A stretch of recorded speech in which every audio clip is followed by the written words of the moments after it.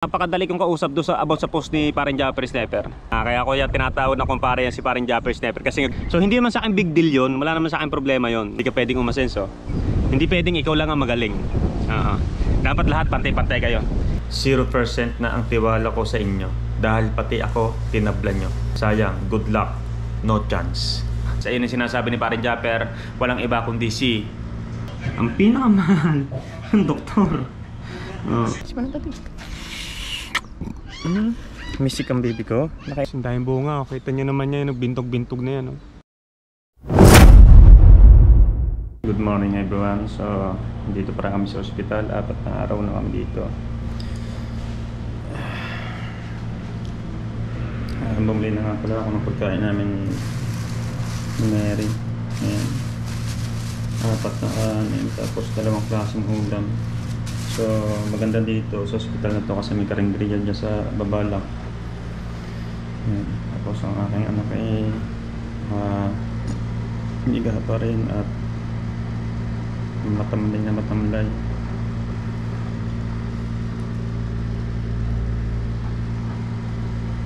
So, kagabi, kahapon ba yung kagabi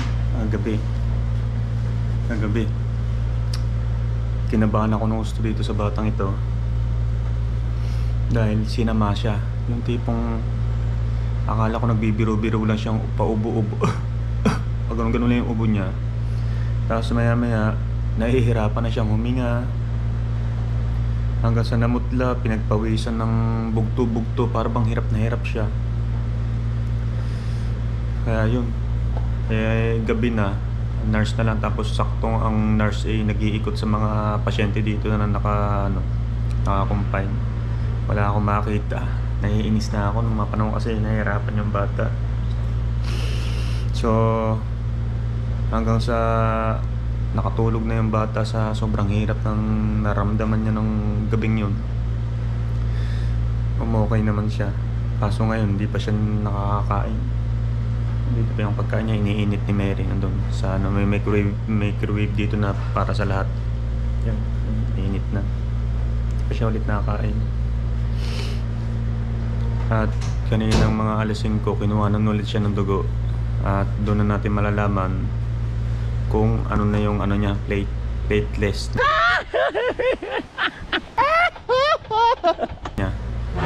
Plateless ka na, plateless. Platelet! Kung okay na ba iuwi o hindi pa, mamaya natin malalaman. So yun, ayun ang ating daily routine dito. So nakakatuwa dito, napakalinis ng hospital na to.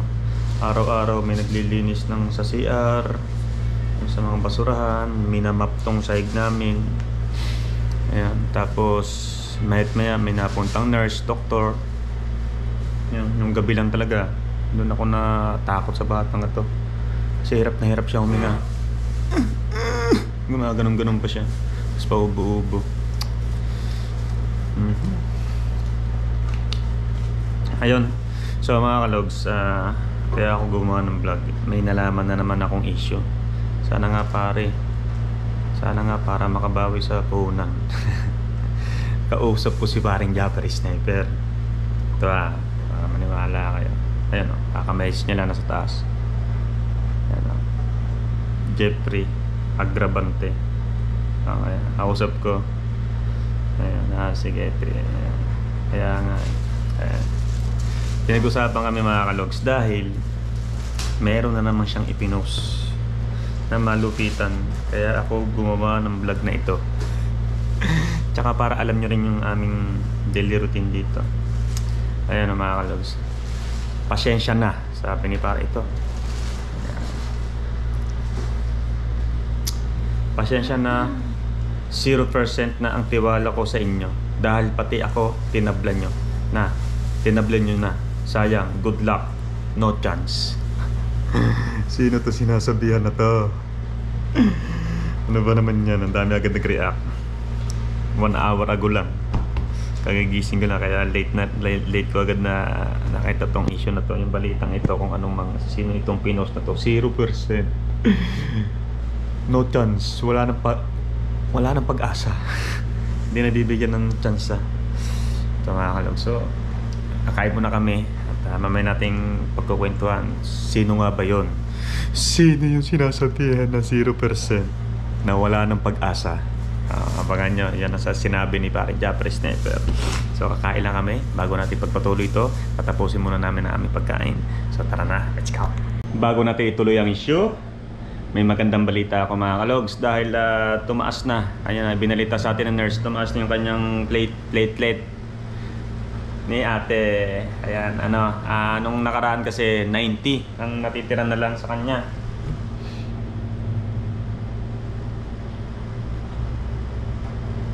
ang natitira sa kanya. Ngayon, after 2 days, ayun na, tumaas bigla. Nadagdagan ng 1,000. 100,000. Nadagdagan ng 100,000. Kaya ngayon, ang kanyang platelet ay 190 na. Kaya makakauwi na tayo, ate. Pero kinabahan ako sa'yo kagabi. Sobra akong kinabahan.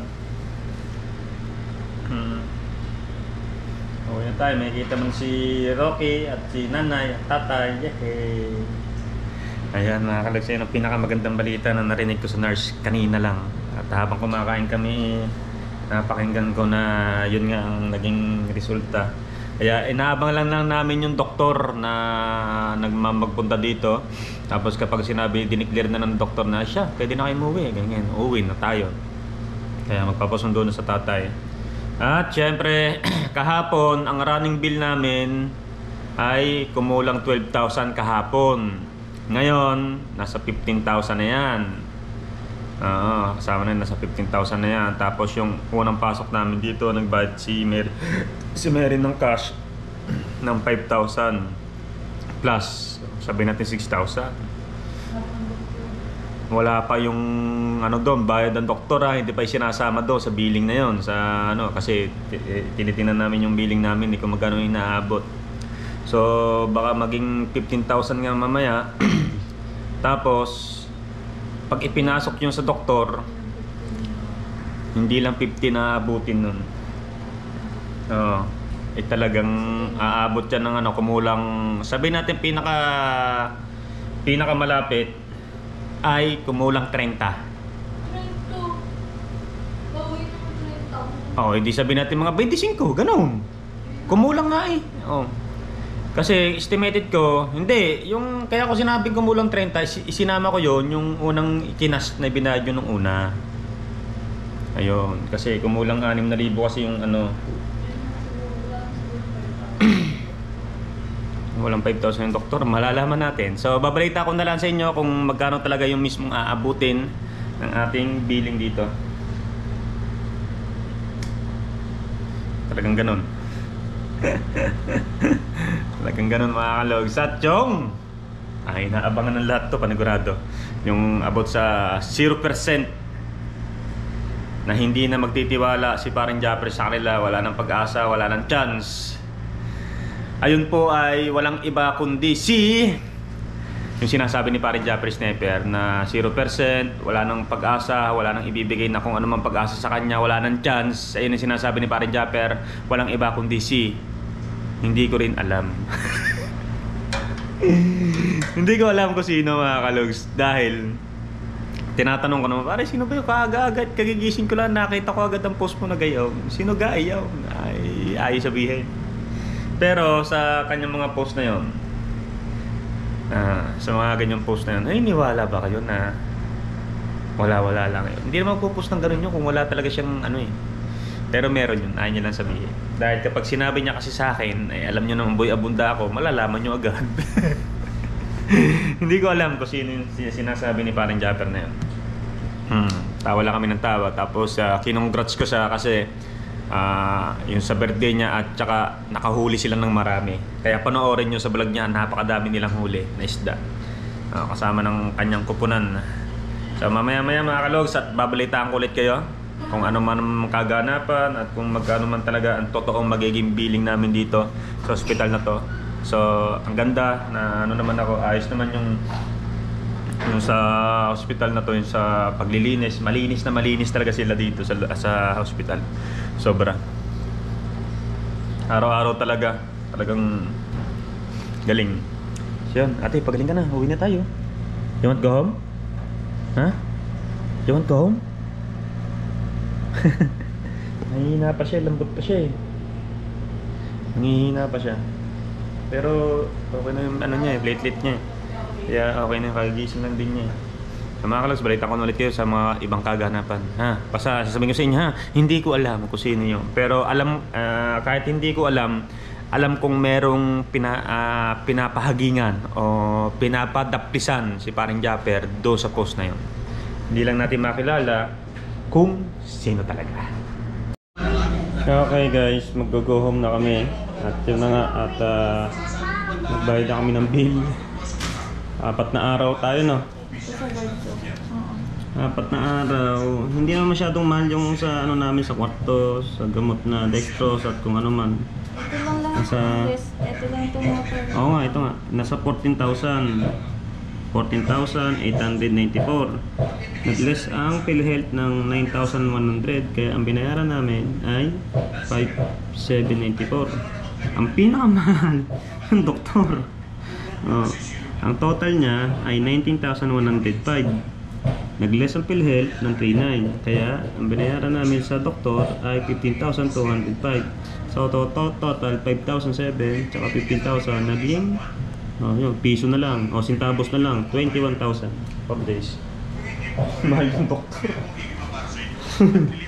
Kaya uwi na tayo, natila namin yung nurse para i-turn over tong kwarto. Ate, are you ready to go home? Yes? Happy ka na? Makikita mo na sa okay? Yes? Palakarin mo naman yan, hindi pa nakakalakad dyan. Baby? Mag-walk ka na dito. Ito kami. Walk. Buhat ka daddy, buhat. Dito. Come here. Buhat daddy. There, stand up. Oo, sama tata. Stand up. Stand up.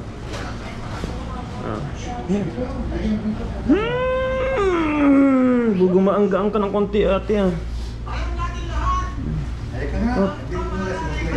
Basa na naman na rin. Okay guys, so naka-out na kami. Hindi ako nakapag-video doon sa loob kasi naghahakot kami ng gamit. Ayun ang owner natin. At pauwi na kami sa sa bahay sa Imus. At ang iintindihin namin ngayon ay si Rocky. Si Rocky naman ay nagkameron daw ng lagnat at sinisipon. Ay sana naman ay walang tinggi. May nakakadala eh. May ilang araw lang sa loob ng hospital eh. May napakalaki ng pilay. Kung walang PhilHealth, nakaw. Kung walang PhilHealth, gagastos na nakalaking gastusin. Nasa 30 mahigit. Diyos ko. Maganda rin na may PhilHealth kasi malaki yung nabawas. Nasa 13,000 ang nabawas. Maganda rin talaga yung may PhilHealth. Kaya sa mga ano dyan, gumawa na kayo ng PhilHealth para maganda-gandang ay babawas kung sakaling kartong emergency na biglang mapapasugod sa hospital at mako-confine. Ayun yung purpose. Kaso nga lang, kailangan nyo maghulog-hulog monthly sa PhilHealth. Alright, so pauwi na kami. At ito, nasa Imus nga tayo. Yung pinunta natin hospital ay Imus pa rin yun. Tapat lang ng Robinson Imus. So medyo malapit-lapit na tayo. Tara na mga kalods, kita-kits tayo. At kung ano mo pwede natin pagkwentuhan doon sa lugar na yon. So tara na, let's go. Okay guys, dito na kami sa bahay. Tama ko naman ngayon si Oki. Hindi ko tipang ano mo. How are you? May lagnat si Oki. Lagnat ka? Naku, may sick si Oki. May sick ang baby ko. Kumusta ka na baby ko? Pugi ka lalo. Pakis mo ng daddy. Pakis mo ng daddy. May sick ang baby ko. Nakainom ka na ng Yakult? Ng juice? May sick naman siya. Go to mommy. Go. Careful. So mga kalogs, dito na kami sa bahay sa Imus. May papakita lang ako sa mga nakakamiss dito, sa mga vlog ko noon. Ayan o, abot kamay na lang. Mga prutas na ano ngayon. Alam niyo ba kung ano to? Alam niyo ba sa mga may alam lang? Ito ay siniguelas. Abot kamay na lang. Di ba? Madaling abutin. Ang daming bunga. Ayun, ang daming bunga oh. Ayun pa oh. Oh. Dami oh. So manunungkit ako niya mamaya sa hapon para hindi mainit. Mainit kasi yung bunga, mainit. Dahil sobrang init ka ng panahon. Manunungkit ako niyan. Uuwi natin sa atin. Uuwi natin sa atin bukas. Ang daming bunga oh. Kita nyo naman yan, nagbintog-bintog na yan oh. Napakadaming bunga oh. Bintog-bintog na yan, napakadami. So yan, tikman natin. Napakatamis kasi na siniguelas dito. Lalo na itong bayabas na inaabang ako dito. Ito yung pinaka-paborito kong bayabas dito dahil napakatamis ng bayabas dito. Itong nag-iisang bayabas lang na itong punong ito. Ito ang matamis na natikman ko dito sa lugar na to. Yung iba, ito bayabas din. At yung iba pa dyan, hindi matamis. Ito lang yung masarap talaga. Tikman natin to. Napakasarap nito. Natin hindi against the light. Sarap nito, no? Mainit nga lang. Kaya kailangan kung mamimitas ka ng siniguelas pag ganitong panahon, kailangan umaga pa lang mamimitas na kayo or sa hapon para hindi mainit yung ano, malambot-lambot na ano tuloy, na hindi malutong kasi mainit. Kasi kung hindi mainit ito, sobrang lutong nito. Sarap. Naibunga. Grabe, kita nyo ba yung mga bintog-bintog na yung bunga ng lahat yan oh. Siniguelas. Dami, daming puno ng siniguelas dito. Hindi lang nag-iisa yan ha. Meron pa doon, meron doon, taka meron doon. Bali, apat. Apat ba? Apat nga. Isa, dalawa, tatlo, apat na puno. Ang dami lagi mamunga niyan. Dito na nga, hitik na sa bunga. Ah, yung bintog-bintog na yan. Ang dami. Mamimintas tayo niya, mangunguha tayo niya mamaya hapon. Para may uwi natin sa Batangas, sa Bukana. Dahil bunga oh, ito pa oh. Oh. Kita nyo ba? Pansin nyo ba? Ako lang talaga nakakapansin. Nakakatawa si Roque. Kwento lang. Pagdating namin dito sa bahay, siyempre nakita ko ni Roque. So nginitian ko lang siya. Hindi ko siya niyakap agad. Pasok ko sa loob ng bahay. Talaga ko kasing gamit. Mahabol si Rocky. Sabi sa akin, Daddy, tinapik ako dito. Tapos sabay yakap. Namiss ako ng bata. Ayun ang mga ano, isa sa mga mahirap mangyari kapag ka medyo malabo ang pamilya. Kaka problema. Tapos mahirap, huwag niyong tangkain yung paghiwalay. Ano, apektado yung dalawang bata. Actually yung mga bata apektado. Nakakaawa. So niya, kapag gusto ko makita ng bata, hindi ka makita. Hindi ka mauwi kasi nga hiwalay kayo. Waraprik kayo. Kaya mahirap din. Alam pag may anak kayo. Tulad siya, kasakit. Wala ako dito. Nung unang dengue niya, lagi akong hinahanap ni Saya. Lagi akong, Daddy, where's daddy? Nalaman kong, kasi nagkakausap naman ni Mary talaga through Viber. Nalaman kong magkakumpay na si Saya. Dali-dali agad ako umuwi. Dali-dali agad ako pumunta dito, diretso sa ospital. Pagdating ko, masaya si Saya. Nakangiti agad, Daddy. Siya. Tapos ako lagi yung katabi ni Saya sa pagtulog. Ako lagi ang nagsusubo ng pagkain. Ganun, kasi sa akin niya gusto magpasubo eh. Sabi, Daddy only subo, rice. Ganun, dami. At mabalik tayo sa issue na kaganapan do sa kay Paring Japper Sniper. Yan na naman tayo, tinawag ko na naman pare, marami na naman magre-react. Ano ba naman sa inyo kung di ako tawagin kumpare ni Paring Japper? Kaya ako tinatawag na kumpare yan. Kaya ako yan tinatawag na kumpare yan si Paring Japper Sniper kasi gumagalang ako dahil kumare ko ang asawa niya. Magkasawa sila, kinasal sila nitong ano lang, diba? Gumagalang kasi ako sa kanya kay Paring Japper, kaya tinatawag ko siya na kumpare. Actually hindi talaga siya yung kumpare ko sa anak ko na siya ang ninong, hindi. Yung asawa niya na si Kumaring Mary Ann. Ayun yung kumare ko. Si Maring Mary Ann yung kinuha kong ninang kay Rocky. Pati aso namimiss ako, diba? Ayan, sa mga dami nagtatanong, dami nagre-react. Hindi raw ako tinatawag ni parang Japanese Sniper na pare din. So hindi naman sa akin big deal 'yon. Wala naman sa akin problema 'yon. Mas okay na tinatawag niya ako sa pangalan ko sa YouTube, Kaoya. Para yung mga hindi ako kilala, na sino ba yung Kaoya? Makukurious sila. Sino ba yung tinatawag ni Japper na Kaoya? So malalaman nila yung pangalan ko, Kaoya. Mas okay sa akin 'yon.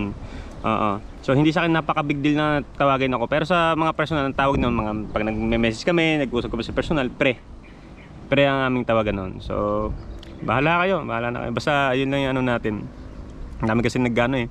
Ang dami mga silosong tao, no? Ang dami mga engiterong tao. Kaya yan ang sinasabi ko eh, 'di ba? Ang sa Pilipinas, hindi ka pwedeng umangat. Hindi ka pwedeng umasenso. Hindi pwedeng ikaw lang ang magaling. Dapat lahat pantay-pantay kayo. Kapag sila yung nasasapawan mo, idadown ka niyan, ibababa ka niyan, lahat ng parang gagawin nila para idown ka. Sisirahan ka sa mga bagay-bagay, 'di ba? Hindi ka na lang suportahan eh, no? Kung anong nararating mo, suporta lang, 'di ba? Dito sa Pilipinas walang ganyan. Bibihira ka makakita ng ganyang tao. Nasusuportahan ka sa lahat ng bagay. Sa mga solid kalugs ko, maraming salamat sa pagsuporta niyo sa akin. Saludo ako, nagpapasalamat sa inyo. Sa mga solid na naniniwala sa akin. Maraming salamat. Ayun, mabalik tayo sa issue. Yan na natin, pare. Basta kumare ko siya. Kumare ko si Maring Marian. Tapos tayo dun. Ayun, ulitin ko po yung nasa post ni parang Japanese Sniper sa kanyang account na main account na Jeffrey Abgrabante. Ayun po ay hindi ko kilala kung sino yung sinasabi niya doon. At tinanong ko naman, ay naman sa akin sabihin ni parang Japanese Sniper. Kaya wala yun. Ako, napakadali kong kausap. Napakadali kong kausap doon sa about sa post ni parang Japanese Sniper. Napakadali kong kausap. Kaya ang dali kong sabihin sa inyo na hindi ko talaga alam. Kung alam ko kung sino talaga yung pinapatamaan yun, may ano lang ako, may ting may gumagano lang sa aking kokote kung sino. Pero hindi ko pwede sabihin eh. May ganun lang, may something. Pero ako pagka alam ko, sasabihin ko naman sa inyo yan eh. Yung magbibigay ako ng clue, di ba? May clue ang buy-abunda nyo. Alright, so tapos na tayo doon. Tapos na rin si ate sa ospital. Ayun, talagang ingat lang tayo ha. Ingat lang tayo sa mga nagkakasakit. Ingat tayo always. Ayan, no, may nabalitaan ako ha. May nabalitaan na naman ako na nakapost sa Facebook. Sanggol, 6 months. Wala pang isang taon, 6 months pa lang yung baby. Biruin mo na heat stroke. Viral ngayon sa Facebook yan. Napanood ko, nakakaawa yung bata. Pero mo sa sobrang init, hindi man naglalabas yung bata. Lagi naman buhat ng nanay niya, tatay. Biruin mo na heat stroke sa sobrang init. Stroke siguro, sobrang init na panahon talaga. Baby pa lang, 6 months. Diba? Pero okay, pasilip-silip sa akin dito. Inaapangan ako, inaantay ako matapos mag-vlog. Silip-silip ako.